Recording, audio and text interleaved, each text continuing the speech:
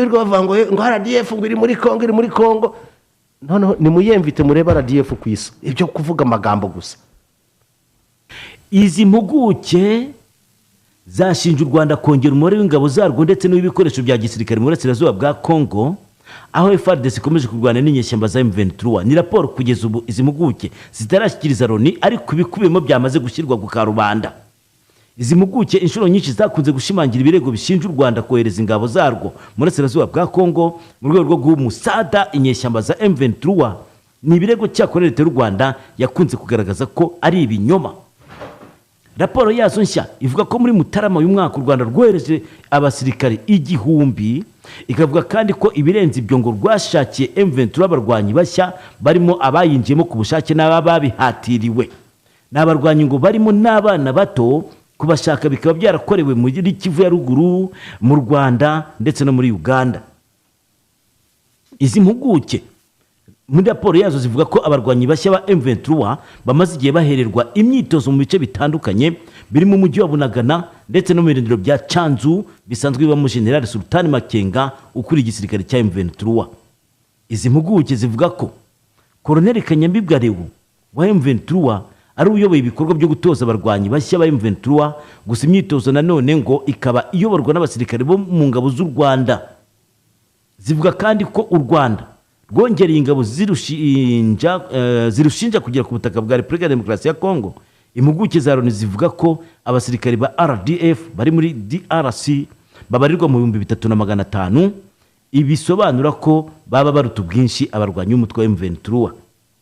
Izi mpuguke zivuga ko hari amashusho ya drone zabonye yerekana imirongo y'abasirikare benshi ba RDF banafite intwaro ziremereye bagera mu gace ka Rwindi muri Werurwe uyu mwaka.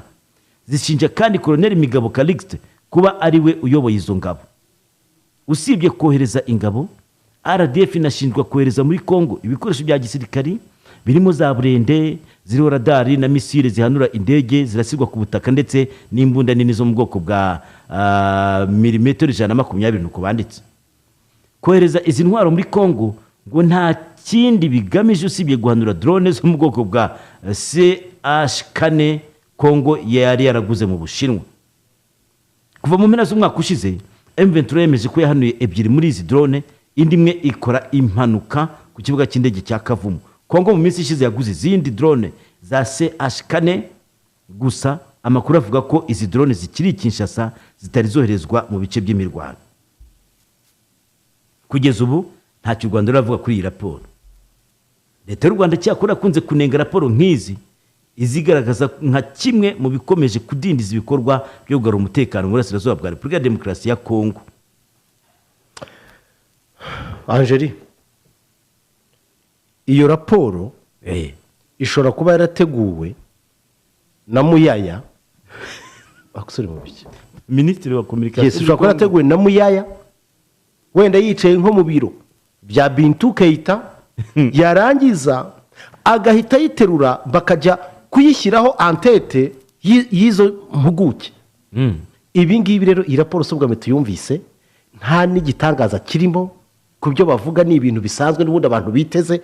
Iyi raporo cyambere sinayitandukanye raporo yaba yakozwe na Muyaya we bakajya kwirigituma yizinga bashyiraho biriya.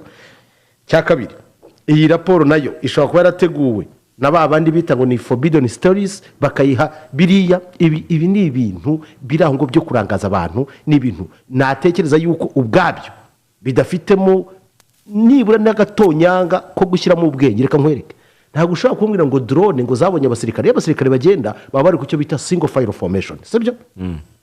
Musururu moja ukambwira ngo wabonye abantu Kanyabayonga ku musururu moja, drone ziriya zifata icyo bita overview cyangwa se aerial photographs, sibyo? Cyangwa footage.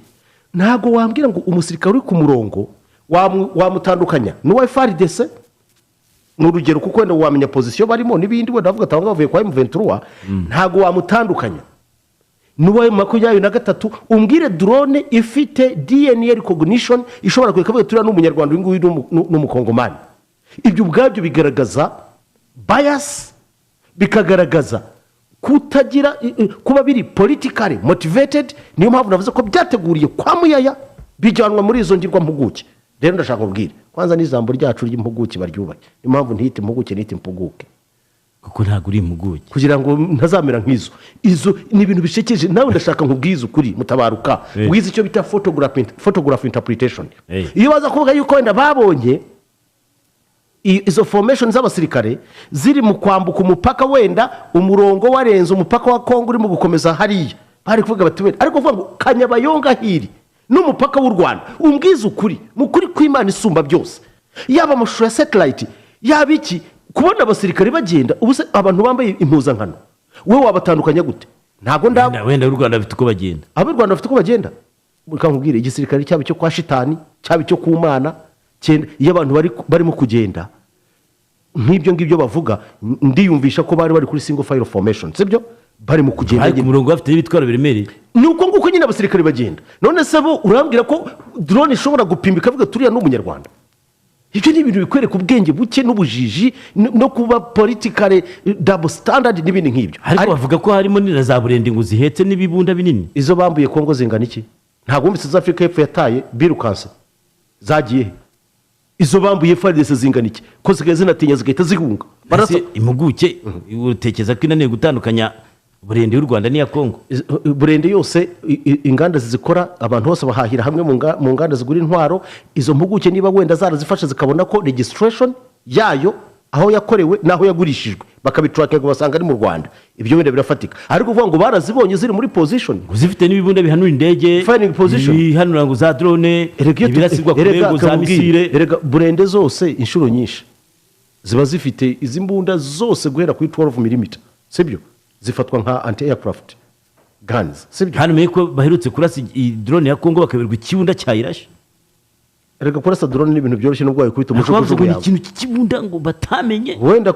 nk'imwe Colonel Rapide yarashishije ubwo niyo erega na Kalashnikov bishobora kwarasinga drone kayirasa that is very simple ibyo ntabwo umuntu akwiye no kubitindaho ibyo rero izi mpuguke n'ubundi nta kintu kindi zavuga kizima erega kubera nahereje nkubwira icyitwa Loni uburyo bohereje kuza kwica Lumumba sibyo kuza kwica Lumumba kugira ngo barwane kuri Cobalt Congo ntigire ntacyo badashobora gukora kubera inda nini Loni wundi serving interest zande aka ntaga kintu k'abanyaburayi ni ukugira ngo baduteshe umutwe twigire mu matora bareke campaign tuzirangize ubundi Congo nishaka kuturasa izabigerageza ntango irindi jambo rijyanye na Congo kuturasa yes ariko umva ntibaduteshe umutwe ejo dutangire campaign zacu neza dutora amatora yacu tuyarangize maze nababwira iki bazikore mu muhogo mubwire no kudusireka amatwi y'intama kugira ngo baturishinge ibinyamakuru byagarutse ku ijambo rya by the way reka maze nsuhuze Colonel Rapide Thomas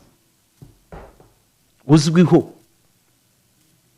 nk'umurashi wa drone yaracyariho yego arahari ndaza kubaza mbayishaha na deployees ariko Colonel batubwire se kuba abantu bafite amazina Rapide ni umunyarwanda ko ari umukongomani twiteguye kurwana na Kongo mu gihe byaba bibaye ngombwa yes mu gihe byaba bibaye ni ijambo rya Perezida Kagame absolutely n'ubwa mbere avuze kuri iki kintu reka nkubwire aho ngaho rwose gato ninjiremo neza Perezida Paul Kagame yatangaje ko u Rwanda rwiteguye kujya mu ntambara na Repubulika ya Demokarasi ya Kongo mu gihe iki gihugu cyaba kirushojeho intambara nk'uko abarimo perezida wacyo bamaze igihe babyigamba umukuru w'igihugu yabitangarije mu kiganiro cyihariye aheruka kujyana n'umunyamakuru Marc Pellerman wa televiziyo y'Abafaransa France 24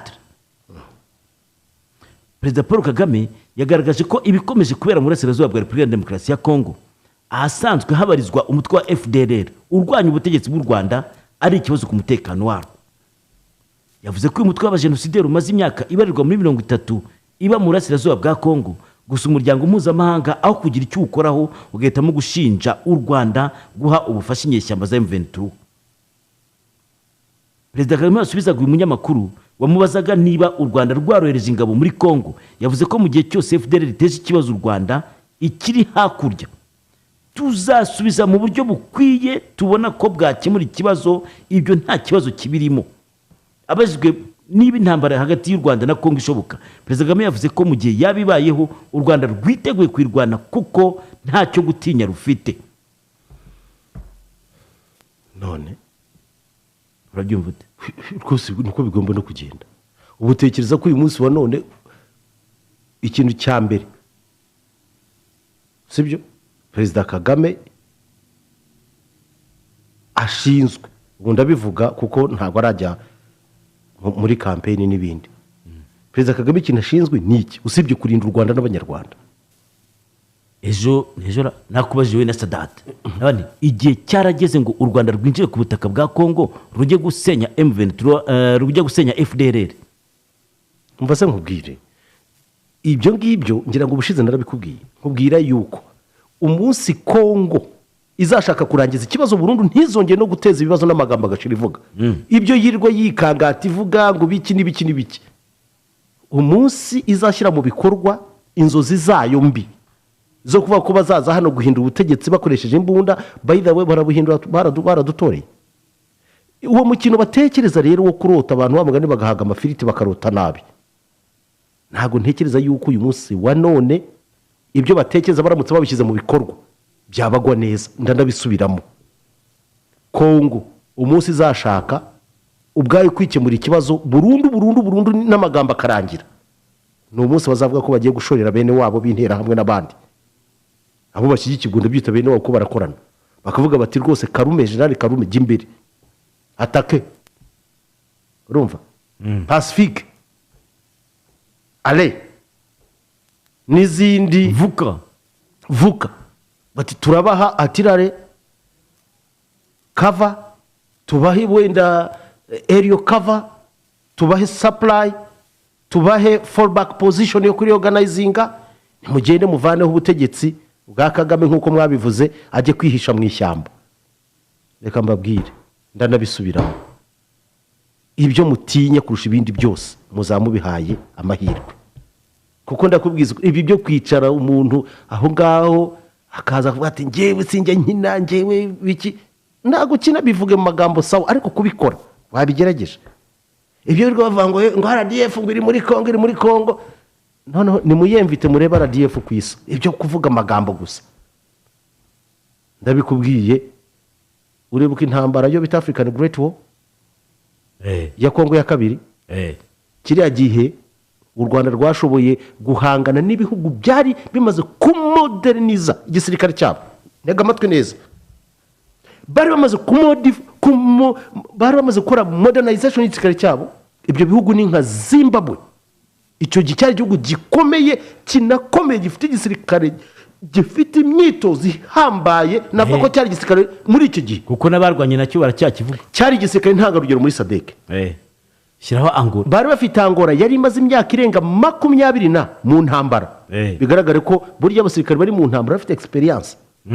Ukongeraho Namibia nayo yari yayoborwaga na Sam Nujoma, nayo yari ikiva mu ntambara yo kwibohora n'ibindi, ariko nayo ifite ubukungu n'ibindi. Tukongeraho ibihugu bimwe byagiye bitanga inkunga y'amafaranga. Icyo gihe rero igisirikare cy'u Rwanda cyari kikiva mu ishyamba, urabyumva, cyari kikiva mu ishyamba n'igisirikare gito cyane, igihugu kidafite amikoro, igihugu kidafite, niba cyarashoboye gukubita kiriya gisirikare by the way iriya ntambara, mvuga ko u Rwanda rwo rwayitsinze. ariko sibwo gusa na Uganda bari bafite, na Uganda sibyo, by the way abantu uko babirenze ngo n'u Burundi bwari bufatanije, nabwo bwari buhari pe. Ibyo tubyumve kimwe, kandi bwari hamwe n'u Rwanda na Uganda, tubyumvikane rwose, nuko abantu batabivuga to the extent n'abarundi bari bahari, yego ku ibyo bintu abantu babyumve, ariko ikigaragara kinini cyane igice kimwe cyariho u Rwanda, ikindi cyariho Uganda, hakaba hari n'abarundi hafi aho ngaho mu misozi miremire za Tanganyika n'ahandi. Hanyuma rero icyo gihe ugiye kureba ubushobozi bwa RDF uko bwanganaga ni kimwe cy'ibihumbi 10 ya RDF y'iki gihe. Ese ubushobozi urabuzi bwa RDF ko itagishyira amakuru hanze? Njyewe amakuru ngo haye yafate gutyo, sindi bugiye kuyanonosora uko bishaka, nta scoop uri bubone kuri ayo makuru. Kuko haba ku mubare w'abantu Kongo ifite benshi. Icyo nkubwiye yuko icyo gihe muri iyo ntambara yari irimo imbaraga ava muri ibi bintu wa mugani w'amarema by'abasirikare bameze nk'abaskuti. Icyo gihe mu frere byari ibindi. Ndakubwiza ukuri, uyu munsi wa none keretse abantu badashaka gushyira ubwenge ku gihe, nagira inama Kongo gukemura ikibazo cyabo mu mahoro, ariko ibyo barota akweka nkubaza byo guhindura regime byo kumva yuko bazaza, reka mbabwire, ariko ubundi reka mbaze mbabaza buretse gato, sibye ko abantu bajya bibeshya, kanyine buretse gato nkubaze, buretse gato noneho mbivuge indi bimubaza uzi ko kugeza no munsi uriya mugabo perezida wa Kongo mwubaherega avuga ati perezida wa Kongo namuvuze ariko ni umugabo si umugore mon frère, ndavuga perezida wa Kongo buriya azi ko nibyo ari mu kwenjoyinga ari amaraso y'abanyarwanda tubisubiramo, ntago yari iyo Mobutu ataza kwakira ziriya nterahamwe n'abandi bakoze jenoside n'abandi ngo abahe ikaze, Mobutu yakaba ariho nta kibazo afite. Akora iki ko yarashaje uretse se gato wenda yari kuzabiha umuhungu we n'abandi. Iyo Mobutu ataza gukora erere nk'iyo yakoze, niyo Tshisekedi ashaka gukora, Tshisekedi niyigire kuri Mobutu Kagoma de Kawere uburyo yagiyemo, niba ashaka umuzimu ushaka kumutera akabitekereza gutyo nabigerageza. Nmubaze ngenda ndashuje dayire u Rwanda na Kongo bigiye mu mitsi kubundi harwana ubukungu, ubona ari nde watsinda intambara? Reka nkubwire, iyo tureba ubukungu tuburebe na budget y'igisirikare cya Kongo kingana. Mon frère, kiriya gihe ngira ngo Zimbabwe cyari igihugu mu bihugu bya mbere bikize, Angola ni igihugu cyari gikize, Namibia the same, n'izindi SADC forces zari zihari, ntago byakemuye ikibazo. Uyu munsi rero wa none kumbwira ngo ufite ubukungu se bumara iki? Ubukungu bufite imihanda, ubukungu abana biga, ubukungu bakora iki? Ubukungu bongeye budget y'igisirikare none budget y'ikikare yabananiwe kwirukana inyeshyamba M23. Angola ntigiye kujyamo se bari buyirukana, nubwo wazana Angola ugashyiraho na bene bavuze ngo bagiye gutera u Rwanda. Baratera M23. Ibyo ni bahangane na bene wabo, ibyo ni kimwe, ni bahangane na bene wabo. Hakurumva Tanzania, umva mon frère, Angola, umve s'il vous plaît, umva se nkubwire ntitujye magambo menshi, nibabanze bahangane na bene wabo, baba dislodging, turumvikana, babone gutekereza. Ntabwo barananiwe kwica ifundi utekereje kuri bwica inkanga bikunda. Sawa katwigende ngenda nagiye dayere n'ubundi amasaha n'icyavuga.